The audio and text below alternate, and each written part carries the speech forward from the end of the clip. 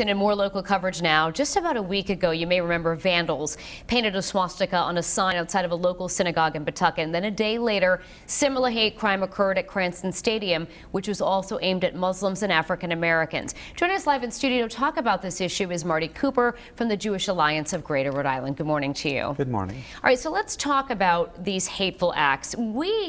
I don't imagine this to be not true, that we have been seeing more of these happening over the past couple of years. Oh, there's definitely been an increase in anti-Semitic acts.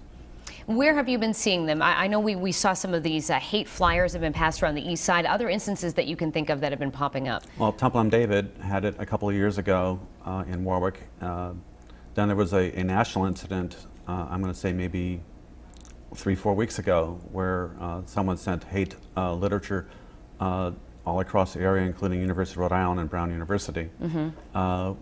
We've also had the recent outbreak, but it's also happened all over New England and throughout the country. Why do you think we are starting to see more of this happen? What do you think are some of the factors behind it? I think it's a good question. I think the geopolitical system currently, mm-hmm. Where hate is okay. I think social media has something to do with it. Most of the hate groups that we have today come through social media. Rhode Island 5 years ago had no hate groups. Today they have 3. Today they have 3. There are 3 hate groups. So what do you do to try to combat that in a peaceful way?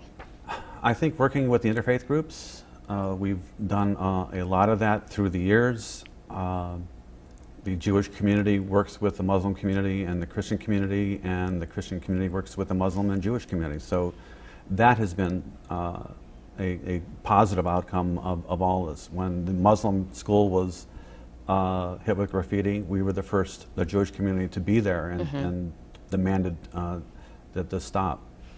Now, when somebody is arrested for a hate crime, obviously there's a penalty involved. Do you think that the penalties are harsh enough, though, for these kinds of hate crimes? I think it depends on the crime. First of all, the big problem is to find the person that did it and right. then to prosecute.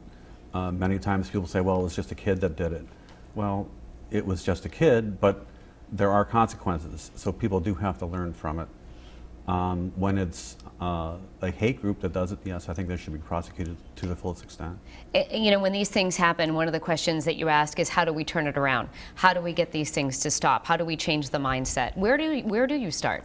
Well, the first thing is we actually have a bill at the State House on Holocaust genocide education.